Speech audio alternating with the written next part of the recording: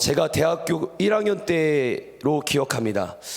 저는 대학교 1학년 당시에 잘 모르고, 뭐도 잘 모르고, 뭔가 혼자만의 세상 속에서 스스로 대단하다고 느끼며 이 환상에 빠져 살던 시기였습니다. 그 시기 그런 저의 모습이 안타까우셨는지 한 선배가, 이제 존경하는 한 선배가 찾아와서 저에게 책 2권을 소개해 줬습니다. 제가 그 선배를 존경했던 이유는 제가 이제 그 당시에는 좀 이렇게 밥을 잘 못 먹고 많이 힘들었던 시기인데 꼭 이 선배가 저를 꼭 식당에 데려와서 밥을 사주고, 또 어떻게 하라는지 그날 밥을 못 먹을 것 같으면 막 식권을 사주고 막 챙겨줬던 그런 선배예요. 그래서 저한테는 최고의 선배였습니다. 이 선배가 저한테 이제 책을 2권을 이렇게 소개해 준 겁니다. 책의 내용은 이제 헨리 나우엔의 예수님의 리더십, 그리고 상처 입은 치유자라는 책입니다. 존경하던 선배가 추천해 준 책이니까 저자가 누군지도 모르고 내용이 뭔지도 모르지만 당장 도서관에서 책을 빌려서 읽었습니다. 다시 한번, 예수님의 리더십, 상처 입은 치유자. 근데 이 책이요, 굉장히 다른 책들에 비해 굉장히 얇습니다. 다들 기회가 되시면 한번 읽어보시면 좋겠는데요. 그런데 그 당시 제가 이 책을 읽으면서 느꼈던 감정이 지금도 남아있어요. 그 1학년 때 이 책을 읽으면서, 굉장히 얇거든요. 정말 얇은 책인데 이 책을 읽으면서 감정이 어떻게 남아있냐면, 책은 얇은데 읽기가 너무 힘들다. 분명 책을 펴고 글씨를 읽고 있는데 눈에 하나도 안 들어온다. 이유가 뭘까요? 분명 책이거든요. 책은 읽으라고 있어서 읽는데 내용이 뭔지 모르겠는 거예요. 그 이유를 생각해 보니, 제가 지금에서야 그때의 이유를 생각해 보니까 1번, 제가 너무 무식해서, 또는 2번, 글이 너무 어려워서. 같은 말이죠. 예, 책은 참 깊이 있는 책인데 이 책을 받아들이는 사람이 이제 수준이 안 되니까, 책은 수준이 있는 책인데 책을 읽는 사람이 수준이 안 되니까 이해가 잘 안 됐던 겁니다. 그래서 제가 이제 시간이 지나고 이 책을 몇 번 더 읽게 됐습니다. 왜냐하면 이제 추천해 준 책인데 나중에 보니까 굉장한 유명한 기독교 서적이었던 거예요. 그래서 몇 번이나 더 읽게 됐어요. 그러다가 최근에 책을 정리하다가 제가 상처 입은 치유자에 대한 책을 이제 저희 책장에서 발견하고 책을 폈어요. 그리고 이전에 밑줄 친 내용이 있어서 그 내용을 한번 여러분들께 한번 소개해드리고 싶습니다. 이 상처 입은 치유자 책의 110페이지에 나오는 내용인데요. 내용은 이렇습니다. 그는 상처 입은 치유자가 되도록 부름을 받았습니다. 그것은 자신의 상처를 먼저 돌보는 동시에 다른 사람들의 상처를 치유할 수 있도록 준비되는 것입니다. 제가 다시 한번 읽어드릴게요. 그는 상처 입은 치유자가 되도록 부름을 받았습니다. 이 말이 참, 이 지금 책 제목 자체가 굉장히 의미 있는 내용이에요. 그것은 자신의 상처를 먼저 돌보는 동시에 상처 입었다라는 거죠. 다른 사람의 상처를 치유할 수 있도록 준비되는 것입니다. 그리고 남을 치유한다라는 거죠. 이게 무슨 말입니까? 자신의 상처로서 타인의 상처를 이해하고 어루만질 수 있고, 자신의 결핍으로 자신 안에 남이 쉬어갈 수 있는 공간을 만들 수 있다는 겁니다. 자신의 상처로서 타인을 지금요, 타인의 상처를 이렇게 어루만질 수 있고, 자신의 이 결핍된 이 공허한 부분을 통해 남이 쉬어갈 수 있는 공간을 만들 수 있다는 겁니다. 지금 이게 아침부터 이런 내용 하니까 좀 어렵지 않아요? 제가 더 쉽게 말씀드릴게요. 상처가 있는데 이 상처를 잘 회복한 사람이 다른 사람의 상처를 치료할 수 있다는 겁니다. 상처가 있는데 이 상처를 잘 회복하고 극복한 사람이 타인의 상처를 치료할 수 있는 치유자가 될 수 있다는 겁니다. 같은 말 같습니다. 많이 아파 본 사람이 다른 아픔을 겪고 있는 사람을 공감할 수 있습니다. 많이 사랑을 받아본 사람이 다른 사람을 많이 사랑할 수 있습니다. 이 내용을 용서에 대해 적용해 보면, 용서라는 영역에 적용해 보면, 마음속 이게 모든 게 또 다 맞는 말은 아니지만요, 마음속 깊은 곳에서 반성하는데 그 반성 속에 용서받는 사람이 누군가를 용서해 주는 자리에 설 수 있게 됩니다. 정말 이게 그냥 쉽게 용서받는 사람이 아니라 정말 마음속 깊은 곳에서 큰 용서를 받는 사람이 누군가를 용서하게 됩니다. 용서받은 사람이 용서할 수 있다. 용서받아본 사람이 용서할 수 있다. 이제 여기서 질문 하나 한번 드려보겠습니다. 성경에서 가장 나쁜 놈은 누굴까요? 성경에서. 이렇게 말하면 이제 신학적으로 접근하시는 분들이 있어요. 목사님, 성경에서 죄의 경중을 누가 따질 수 있습니까? 예, 죄의 경중을 따질 수는 없습니다. 그럼에도 저는 개인적으로 볼 때 정말 나쁜 사람이 한 명 있습니다. 제가 한번 설명해 볼게요. 누군지 맞춰보세요. 누구보다도 예수님께 큰 사랑을 받은 제자입니다. 그런데 배반을 했습니다. 예수님으로부터 너 배반할 거야, 너 배반할 거야 경고 받았음에도 불구하고 배반하고, 여러분 배반한 거는 제자들도 다 배반은 했어요. 배반을 넘어 예수님을 저주까지 합니다. 누구죠? 네, 우리가 잘 아는 베드로입니다. 제자 베드로. 인간적인 눈으로 볼 때 베드로는 분명 나쁜 사람입니다. 그렇지만 예수님은요, 그 나쁜 사람 베드로를 십자가에서 죽으시고 부활하시자마자 그를 찾아가 위로하십니다. 여러분, 오늘 본문도요, 요한복음 21장의 본문 내용을 잘 보면요, 지금 베드로는 부활의 주님을 만났어요. 그렇게 배반하고 저주하고 그렇게 떠났다가 예수님 만납니다. 근데 만나고 나서 베드로가, 정확한 이유는 사실 명확하게 성경에 나오진 않지만, 그가 다시 고향인 갈릴리로 돌아가서 물고기를 잡습니다. 이때 신학자들이 두 가지 의견이 있어요. 갈릴리로 돌아간 이유가 두 가지 이유가 있는데, 첫 번째는 이제 많은 사람들이 알기로는 이런 내용일 겁니다. 그가 사명을 떠나고 그가 죄책감에 그 자리에 갔다. 여러분, 이제 많은 사람들이 그렇게 하실 겁니다. 근데 이제 성경의 많은 학자들이 이제 주장하는 바는 뭐냐면, 베드로가 갈릴리로 내려간 것은 예수님이 갈릴리로 가시기로 했으니까 그 약속을 믿고 기억하고 먼저 갔을 거라 생각합니다. 저는 두 의견 다 맞다고 봅니다. 근데 중요한 게 뭔지 아세요? 중요한 건, 분명한 사실은 요한복음 21장의 내용에 베드로가 갈릴리로 간 명확한 이유가 나오진 않았지만, 분명히 이 21장을 통해 베드로는요, 회복됩니다. 회복된다라는 걸 잘 아셔야 돼요. 베드로는 요한복음 21장을 통해 회복을 이루게 돼요. 회복의 내용인 걸 잘 기억하셔야 합니다. 여러분, 베드로의 성격상 급하고 강한 사람입니다. 여러분, 성령님만 급한 게 아니라 이 베드로도요, 급하고 강한 사람입니다. 감정적인 기질이 굉장히 강한 사람입니다. 그가 예수님을 배반했습니다. 예수님을 저주했습니다. 얼마나 죄책감에 시달렸겠습니까? 얼마나 수치스러웠겠습니까? 심지어 그는 수제자였습니다. 다른 제자들 보기에 얼마나 수치스러웠겠습니까? 얼마나 예수님께 미안했겠습니까? 얼마나 예수님 앞에 서는 게 두려웠겠습니까? 그런 마음에, 아마도 그런 마음을 가지고 있었을 거예요. 그 마음 때문에 갈릴리로 가는지는 모르겠지만 그 마음이 있었을 겁니다. 그런데 참 신기한 건요, 요한복음 21장을 통해서 베드로는요, 변화가 되고요, 정말 우리가 잘 아는 하루에 설교 한 편에 3,000명씩 5,000명씩 돌아오게 하는 그 위대한 설교자가 됩니다. 근데 이 과정이 잘 중요해요. 저는 이 과정에 이제 좀 필요한 어떤 부연 설명의 책 내용을 하나 여러분들께 설교하고자 합니다. 이 폴 마이어라는 크리스찬 동기부여가이자 작가가 있습니다. 그분이 이제 쓰신 책이 용서의 심리학인데요. 그 책의 194페이지에 이런 내용이 있습니다. 제가 한번 읽어드릴게요. 용서를 받으려면 실제로 용서를 받아들여야 한다. 용서를 진정으로 받아들이려면 다음에 몇 가지 요소가 필요하다. 그리고 나서 나오는 내용이 과거의 잘못을 깨끗이 잊어야 한다. 용서가 이루어졌다라는 건 과거의 이 잘못을 이제 완전히 내 삶에서 잊어버린다라는 게 아니라 거기에 묶이지 않는다라는 거죠. 과거의 잘못을 깨끗이 잊어야 한다.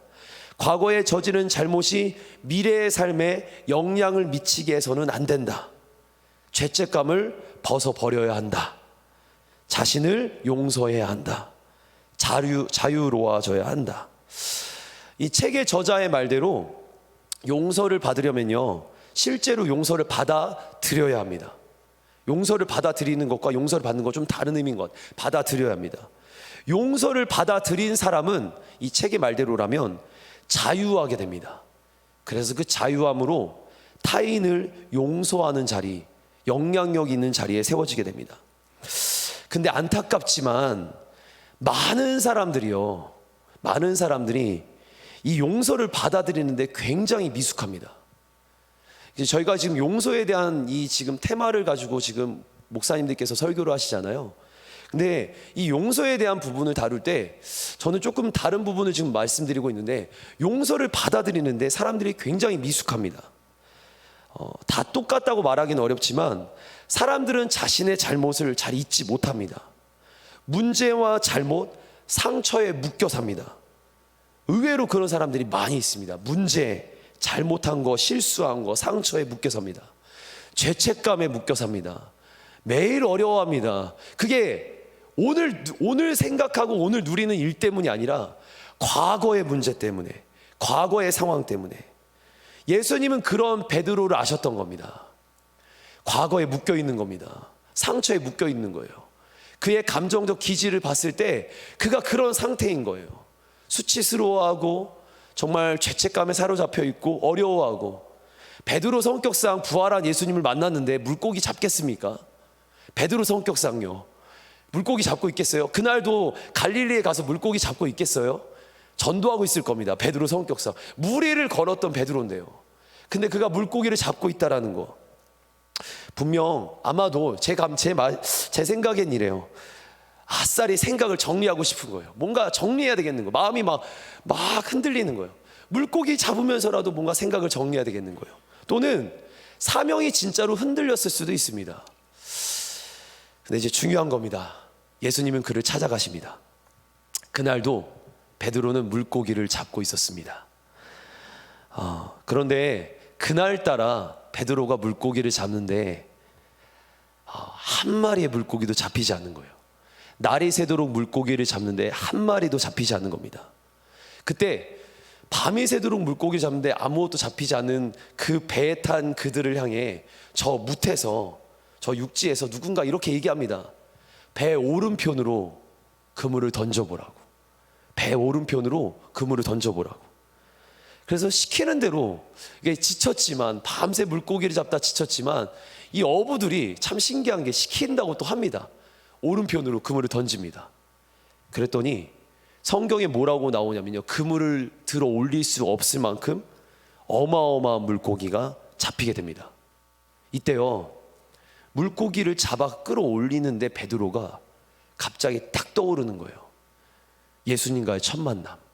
여러분, 예수님과 첫 만남이 어땠냐면요, 베드로는 물에서 물고기를 잡고 있었는데 그날도 잡히지 않았었어요. 근데 그때 예수님께서 무태서 베드로에게 이렇게 말합니다. 깊은 데 가서 그물 던지라고. 깊은 데 가서 그물 던지라고. 여러분, 그 깊은 데서 그물 던져서 물고기 잡는 패턴이 아니에요. 얕은 데 가서 그물을 내려야 이렇게 바닥이 있으면 잡아 끌어서 잡는 거거든요. 깊은 데 가면 이게 헛질하기 때문에 잡을 수가 없습니다. 근데 깊은 데 가서 물고기를 잡으라는 거예요. 그리고 그날 그물을 끌어올렸는데 물고기가 어마어마하게 잡혔거든요. 그물이 찢어질 정도로. 그 기억이 딱 나는 겁니다, 베드로가. 그리고 성경 오늘 요한복음 21장에 베드로가 이렇게 얘기해요. 주님이시다. 주님이시다. 그리고는요, 우통을 벗고 물고기를 잡았나 봐요. 옷을 입고 물에 헤엄쳐서 육지로 나옵니다. 주님이시다라는 그 말을 듣고 제자들도 베드로의 이야기를 듣고 모두가 지금 무태로 나옵니다. 무태 나왔더니 어떤 일이 벌어져 있습니까? 밥상이 차려져 있는 거예요. 밤새 힘들게 물고기를 잡다가 지쳐있을 그들을 향해서 물고기 잡다가 지쳐있는 그들을 향해서 예수님이 밥상을 차려주신 겁니다.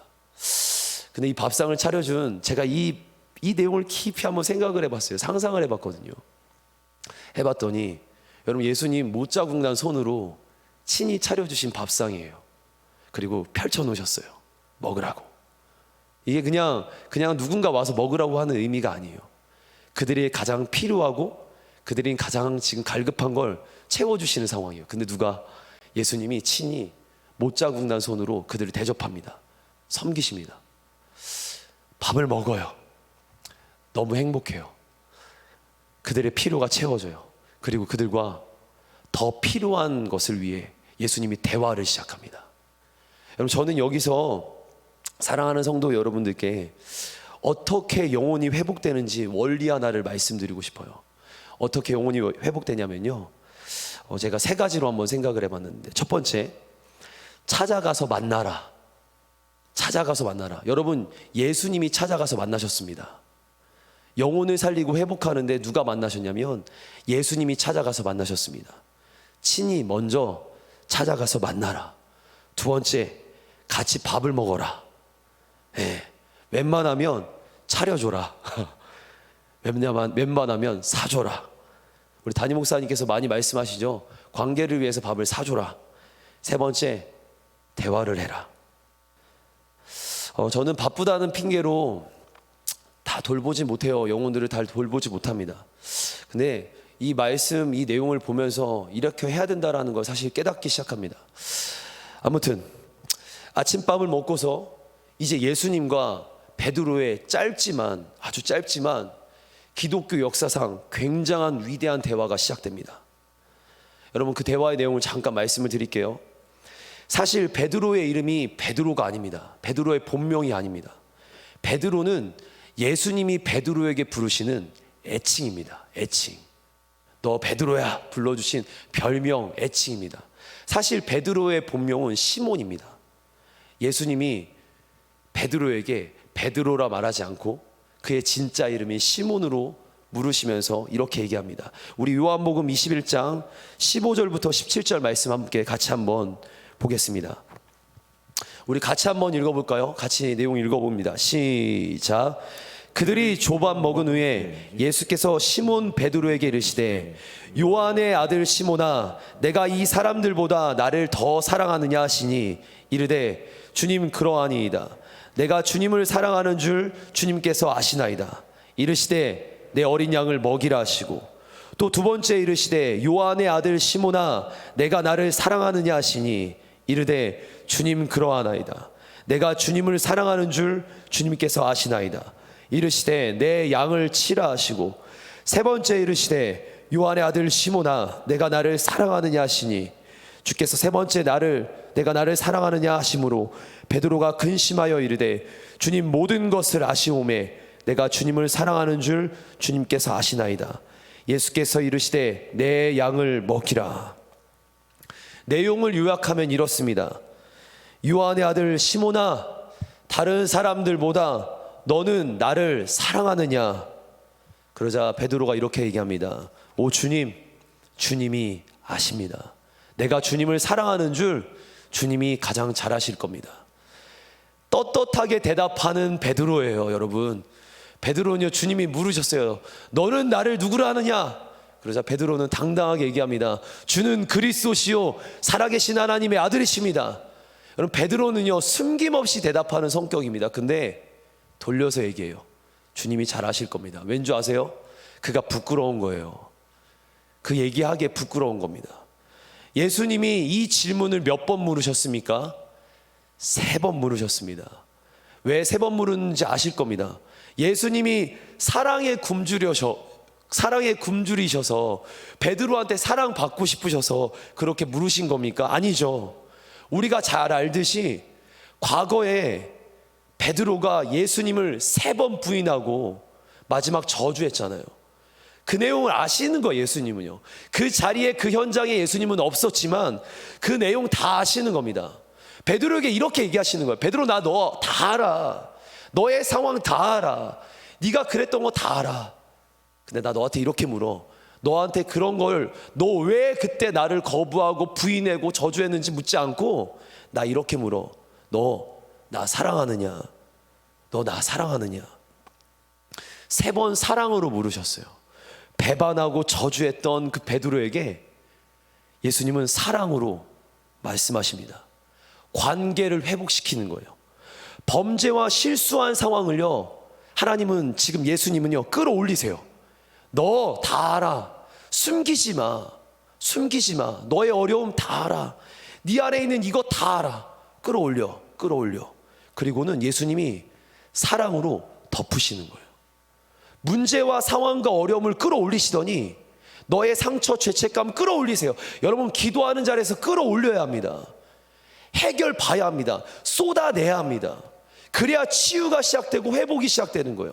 그래야 치유와 회복을 가지고 누군가를 용서하고 회복시킬 수 있는 겁니다.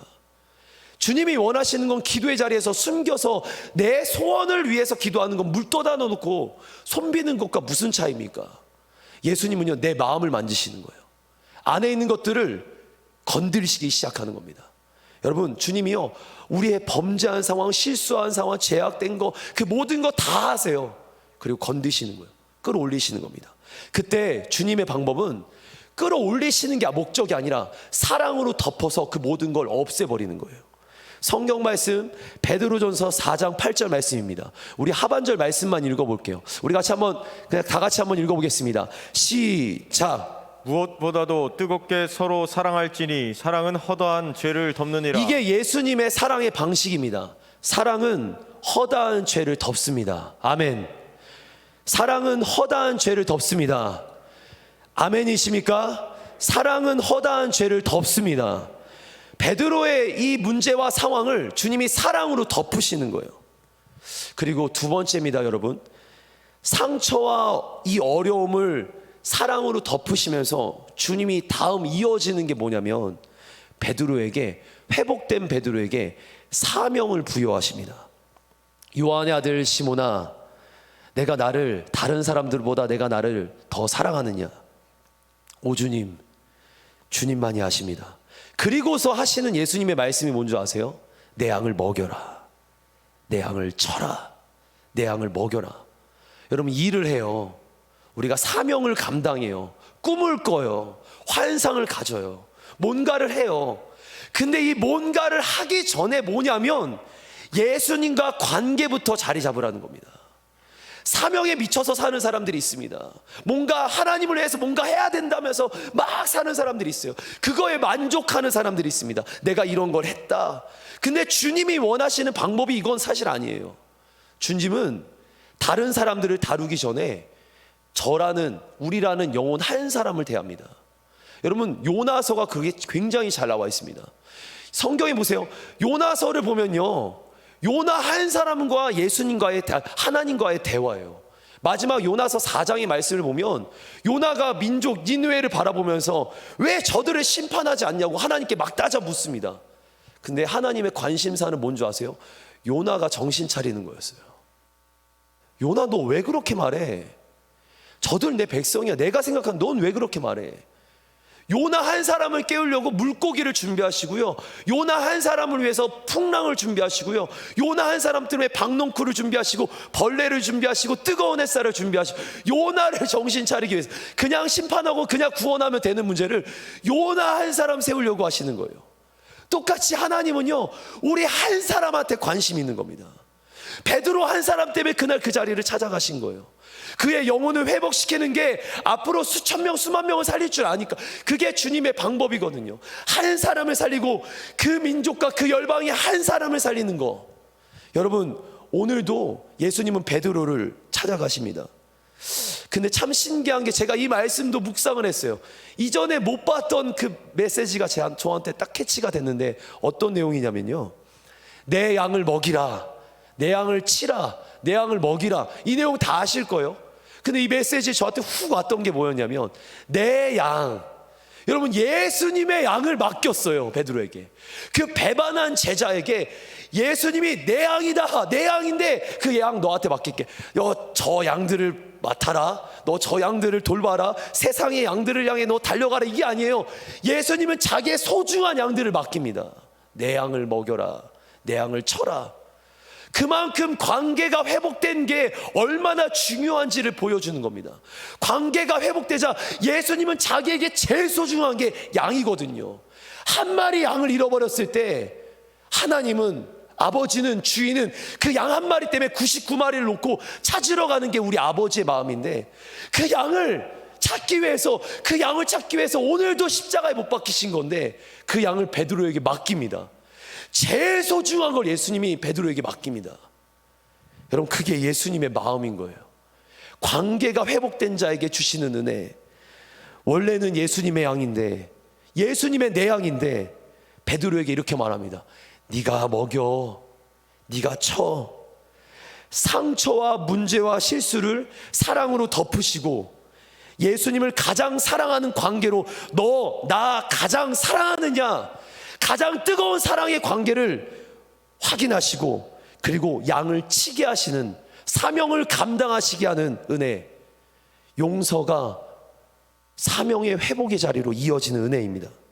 저는 억지로 하나 책을 맞춰서 그 책의 내용을 하나 끌어왔어요. 마침 여기를 부연할 설명할 책 내용이 있더라고요. 우리 폴 마이어 용서의 심리학 210페이지에 이런 내용이 있습니다. 제가 한번 읽어볼게요. 용서하지 않은 마음을 버리지 않으면 우리의 삶은 방향을 잃고 만다. 용서하지 않는 마음을 버리지 않으면 우리의 삶은 방향을 잃고 만다. 다시 말해 우리 자신의 재능과 소명과 목적과 상관없는 삶을 살아갈 가능성이 높다. 용서하면 우리의 잠재력을 온전히 발휘할 수 있다. 용서하는 자가 쉽게 말해서요, 용서를 받아들이고, 한번 다음 거 한번 띄워주세요. 용서를 받아들이고 용서의 은혜를 누리니 이제 누군가를 품고 사랑하고 용서할 수 있는 사명의 자리에 서게 됩니다. HB, 한밭, JYK, 정유군. 네. 용서를 받아들이고 용서의 은혜를 누리니 이제 누군가를 품고 사랑하고 용서할 수 있는 사명의 자리에 설 수 있게 되는 겁니다. 결론입니다. 자녀가요 부모에게 실수를 했어요. 제가 이제 설교 마지막을 정리하면서 하나님께 어떤 말씀으로 하나님 마무리를 할까요 하는데 이 마음이 딱 떠올랐어요. 자녀가 부모에게 실수를 했습니다. 또는 자녀가 밖에 나가서 실수를 했어요. 큰 실수를 했습니다. 부모는 그런 자녀를 보며 어떻게 할까요? 너희 자식 왜 그런 행동했어? 너 왜 그런 행동했어? 너 잘했어 잘못했어? 그러기도 해요. 저도 그러기도 합니다. 근데 진짜 부모는 아마 자식 편을 들 겁니다. 안아주고 포용해 줄 겁니다. 먼저 안아주고 위로해 줄 겁니다. 그리고 이야기할 겁니다. 아니, 안아주고 포용해 주고 사랑해 주자 아마 자식은 스스로 깨달을 겁니다. 다음부터 그러지 말라고 얘기한다고요? 그럴 수 있습니다. 근데 아마 얘기 안 할 거예요. 얘기할 수도 있고 안 할 수도 있어요. 안 해도 되는 건 아들과 딸의 관계거든요. 부모와 자식의 관계거든요. 부모와 아들, 부모와 딸, 아빠와 아들, 아빠와 딸의 관계거든요. 자식이 어떤 실수를 해도 용서해 줄 수 있거든요. 그게 사랑의 관계인 겁니다. 자식이 어떤 실수를 해도, 무슨 원수짓을 해도, 심지어 탕자처럼 전 재산을 탕진하고 돌아와도 부모는 자식을 용서해 줍니다. 용서하시고 자시고 할 게 없어요. 그냥 용서해 주는 거예요. 그게 부모니까요. 부모와 자식의 관계니까요. 하나님으로부터 그 사랑과 은혜를 경험하면요, 그 은혜가 채워지면요, 그 용서를 채우기 시작하면요, 이제 우리가 부모가 되는 겁니다. 어제까지 어렸던 우리의 신앙이 하나님으로부터 용서받고 사랑받고 은혜 받았던 우리들, 근데 시간이 지나니까 이제 우리가 부모가 되는 거예요. 세상 속에 우리가 하나님의 아버지의 마음을 알고 세상 속에 부모가 되는 겁니다. 그리고 그 부모의 마음으로, 하나님 아버지의 마음으로 누군가를 사랑하고 덮어주고 용서하고 회복시켜주는 겁니다. 잘 들어보세요. 우린 큰 용서를 받았기 때문에 용서할 수 있습니다. 우리는 그 어떤 것보다 큰 용서를 받았기 때문에 용서할 수 있습니다. 우리는 용서해야 합니다. 설교를 하면서요, 이제 우리 반주자 나와주세요. 우리 목사님들 나와주세요. 설교를 준비하면서 사실 제가 제일 약한 부분 같아요. 용서를 잘 못합니다. 이걸 어떻게 설명해야 될지 모르겠지만 저도 어떤 부분에서 베드로와 같은 심정인 것 같아요. 뭔가 실수를 하면 막 옛 과거로 돌아가려고 하고 옛날처럼 살려고 하고 막 어떨 때는 감정에 반응하기도 하고 화가 나기도 하고 얼마나 부끄러운 모습들이, 목회자지만 목사가 아니에요. 하나님 앞에서 저도 아들이니까 그 아들로서 얼마나 하나님 앞에 실수하는지 모릅니다. 그게 제 현실이고 제 모습인 것 같아요. 그게 오늘 이 설교를 하면서도 제가 참 지금 만약에 제가 조금 더 막 깊이 설교했으면 아마 하나님 앞에 얼마나 회개하고 울었을지 모를 것 같아요. 이 설교를 하면서도 마음에 많이 찔립니다. 설교하면서 찔리지 않는 본문만을 가지고 설교했던 것 같은데 너무 많이 찔립니다. 이 말씀을 드리는 건 하나님 앞에서 제 스스로 다시 한번 오늘 결단하는 마음이기도 하고, 예수님께서 보여주신 그 사랑 실천하기로 또 한번 하나님 앞에 다짐하는 자리라고 생각합니다. 제가 찬양 가사 하나 알려드리고 우리 이 찬양 같이 불러보길 원합니다. 보소서 주님, 나의 마음을 선한 것이 하나도 없습니다. 그러나 내 모든 것을 주께 드립니다. 사랑으로 안으시고 나를 새롭게 하소서. 주님 마음 내게 주소서. 주님 마음 내게 주소서. 나를 향하신 아버지의 사명, 그 뜻이 이루어지도록 주님 마음 내게 주소서. 내게 사랑을 가르치소서. 당신의 마음으로, 예수님의 마음으로 용서하게 하소서. 주의 성령 내게 채우사 주의 길 가게 하소서. 주님, 당신 마음 주소서. 이 시간 우리 이 찬양 함께 한 번, 두 번 함께 고백하고 우리 기도하도록 하겠습니다.